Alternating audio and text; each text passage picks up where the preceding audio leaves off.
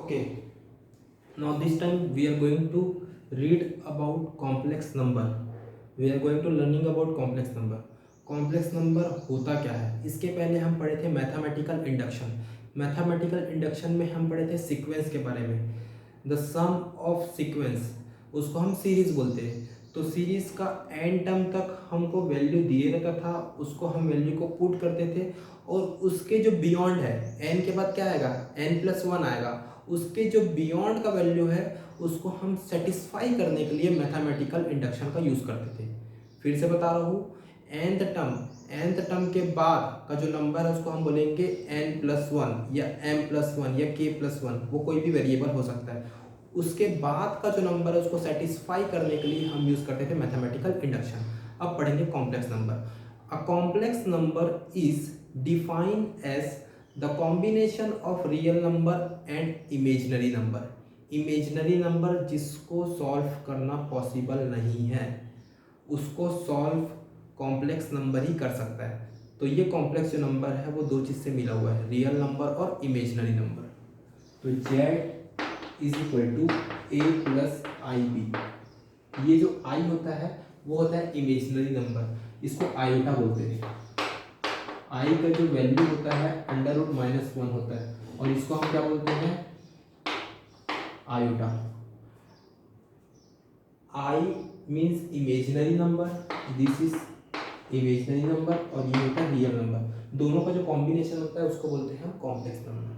तो हमको first exercise में आयोटा का पावर के फॉर्म में दिया रहेगा. पावर कुछ भी हो सकता है, आयोटा की पावर 19, आयोटा की पावर 21, आयोटा की पावर 512, कुछ भी नंबर हो सकता है. तो उस आयोटा को सॉल्व करके हमको सिंप्लीफाई करना है. ठीक है, तो सबसे पहले मैं आयोटा के बारे में आपको बताया था. आयोटा का वैल्यू कितना हुआ, √. आयोटा स्क्वायर कितना होगा, दोनों साइड स्क्वायरिंग कर दूंगा तो -1. आयोटा की पावर क्यूब को हम क्या बना सकते हैं, iota square into iota. Iota square कितना होता है, -1 और ये आयोटा आयोटा ही रहेगा तो माइनस आयोटा. आयोटा क्यूब को हम माइनस आयोटा बोलेंगे. आयोटा 4 को मैं क्या लिख सकता हूँ, आई स्क्वायर का स्क्वायर और आई स्क्वायर का -1 है, -1 का स्क्वायर मतलब आयोटा 4 क्या होगा, 1 होगा. तो हम जो भी पावर को सॉल्व करेंगे तो उस पावर को 4 से डिवाइड करेंगे, क्योंकि हमको पता है आयोटा 4 की वैल्यू कितना होता है, 1 होता है. इसलिए हम इस वैल्यू को सेटिस्फाई करने के लिए, इस वैल्यू को लाने के लिए, 1 लाने के लिए, क्योंकि 1 किससे मल्टीपल होगा तो वही सेम नंबर आता है, 1 × 2 2 ही आएगा नंबर. इसलिए हम i4 का यूज़ करते हैं. जो हम डिविडेंड लेंगे वो 4 लेंगे हमेशा. ठीक है, एक्सरसाइज 1 में आपको और समझ आएगा अच्छे से. तो इस वैल्यू को आप नोट कर लो, आयोटा की वैल्यू, आयोटा स्क्वायर की वैल्यू, आयोटा क्यूब की वैल्यू और आयोटा 4 की वैल्यू. इसको पॉज कर लो और लिख लो, नोट कर लो. ठीक है, exercise number 2b.1. Exercise number 2b.1, question number 1, आई की पावर 58. इसको मेरे को सिंप्लीफाई करना है. सेकंड क्वेश्चन भी लिख देता हूँ मैं. सेकंड क्वेश्चन है -i की पावर 37. एक इसको सॉल्व करना है. ठीक है, और तीसरा सॉल्व करेंगे हम लोग i + 1/i. ये 3 क्वेश्चन को हम लोग सॉल्व करेंगे फर्स्ट क्वेश्चन में. ठीक है, तो आयोटा की पावर 58. तो सबसे पहले 58 को हमको डिवाइड करना है 4 से.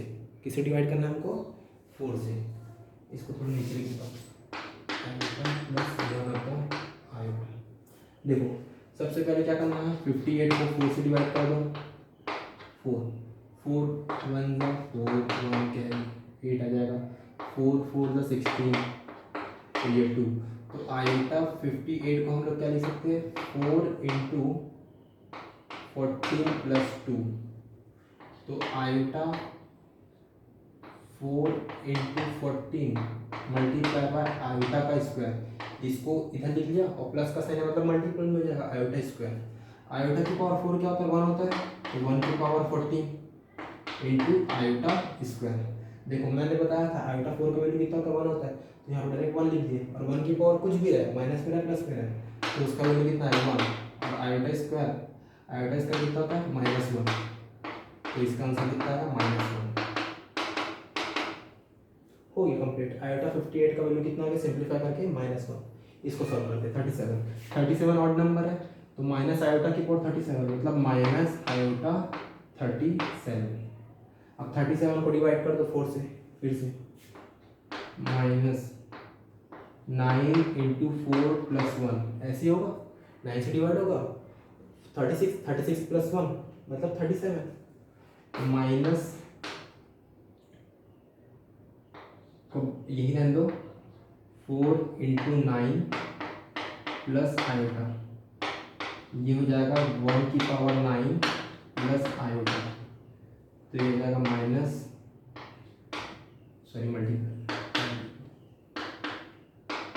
मल्टीपल आयोटा, तो ये आ जाएगा माइनस आयोटा। सिंप्लीफाई करके माइनस आयोटा। एक बार आंसर चेक कर लेता हूँ मैं। सेकंड का -1 सही है, और हमारा कौन सा क्वेश्चन था, क्वेश्चन नंबर 8 में माइनस आयोटा सही है। अब ये वाला क्वेश्चन देखिए, ये हो जाएगा बेटा iota square plus 1 iota, LCM लोगे तो आयोटा स्क्वायर हो जाएगा वो, ठीक है। आयोटा स्क्वायर कितना होता है -1 + 1 आयोटा, -1 + 1 मतलब 0। ऐसा था क्वेश्चन, एलसीएम लिया, एलसीएम लेने के बाद iota square plus 1, iota square की वैल्यू -1 + 1 1 - 1 कितना होगा 0 होगा, 0 अपन न्यूमरेटर में कुछ भी रहे तो आंसर क्या आएगा 0 आएगा। हो गया ये क्वेश्चन सॉल्व, ठीक है। नेक्स्ट क्वेश्चन है कॉन्जुगेट। देखिए कॉन्जुगेट मतलब होता है कोई भी इमेजिनरी नंबर या कोई भी कॉम्प्लेक्स नंबर जिसमें इमेजिनरी फॉर्म हो। कॉम्प्लेक्स नंबर में यहाँ पे इमेजिनरी क्या है 5 आयोटा, उसके साइन को चेंज करना है, उसको बोलते हैं कॉन्जुगेट। जैसे यहाँ प्लस है तो उसको माइनस करना है, तो आपका आंसर क्या होगा, रियल नंबर सेम रहेगा -2, जो इमेजिनरी नंबर है उसका साइन चेंज करना है, तो -5 आएगा। कॉन्जुगेट मतलब होता है, हम अभी पढ़ रहे हैं कॉन्जुगेट। कॉन्जुगेट में जो इमेजिनरी नंबर रहेगा कॉम्प्लेक्स नंबर में उसके साइन को चेंज करना है, तो उसके साइन को मैं चेंज कर दिया, ये आपका फाइनल आंसर है।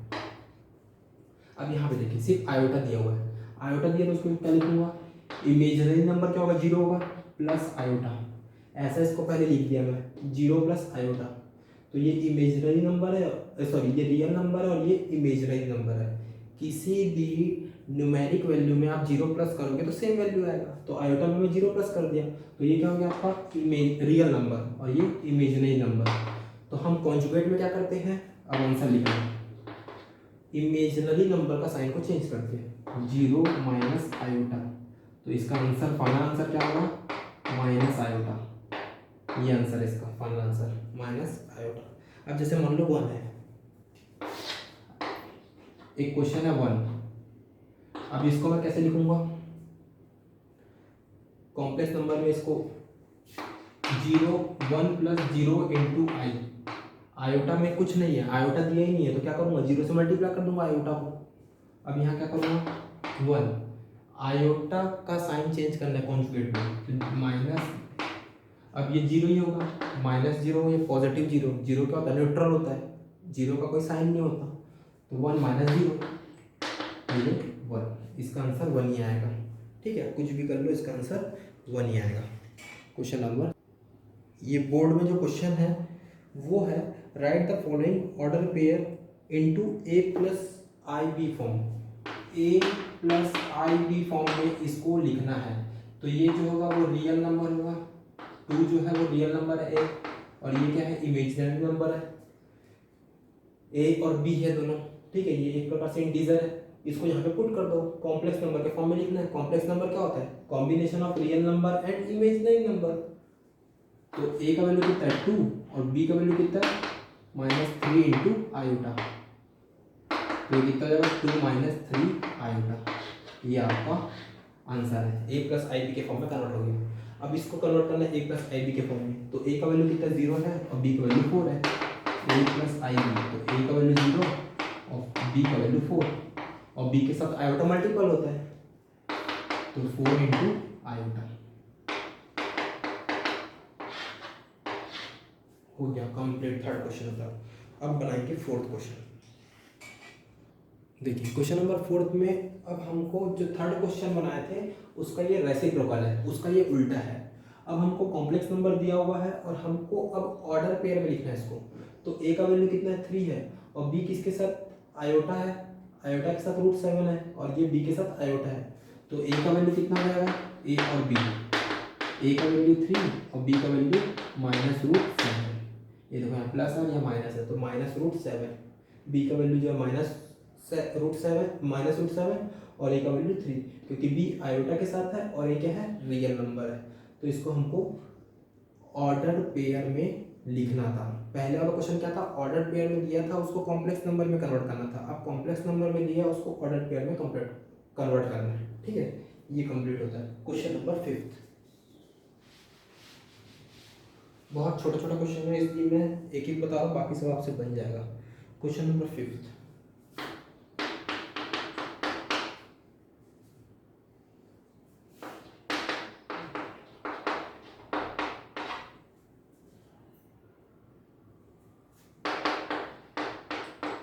इस क्वेश्चन को समझ लो। इसमें हमको फाइंड करना है एक्स और वाई का वैल्यू, एक्स का वैल्यू फाइंड करना है और वाई का वैल्यू फाइंड करना है।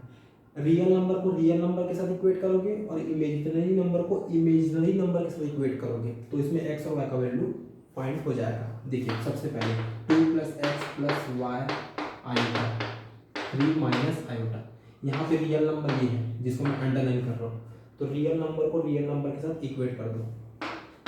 2 + x = 3, इमेजिनरी को इमेजिनरी के साथ, ये इमेजिनरी और ये इमेजिनरी, तो y i = -i, तो x कितना हो जाएगा 3 - 2, मतलब x का वैल्यू 1। आयोटा को डिवाइड कर दो, -iota upon iota, iota iota cancel, तो 1 = -2।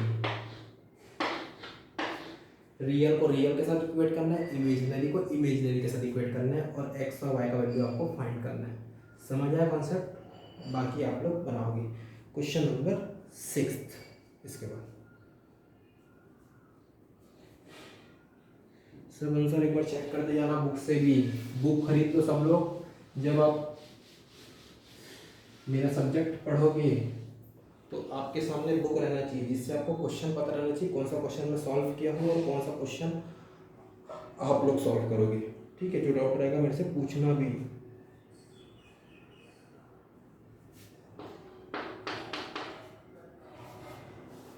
क्वेश्चन नंबर 6,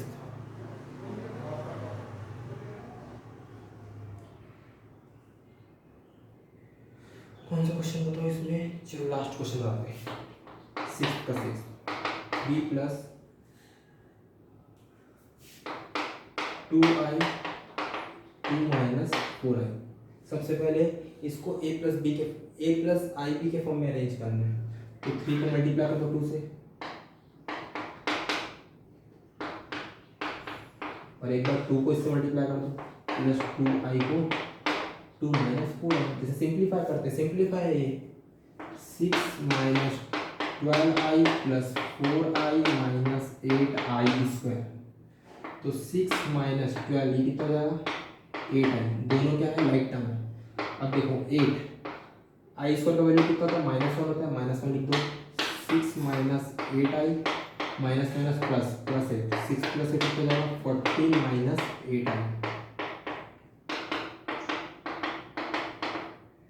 ये आपका आंसर है 14 - 8i, ये आपका फाइनल आंसर है। ठीक है, इसके बाद क्वेश्चन नंबर 7 मैं आपको नेक्स्ट पार्ट में समझाऊंगा।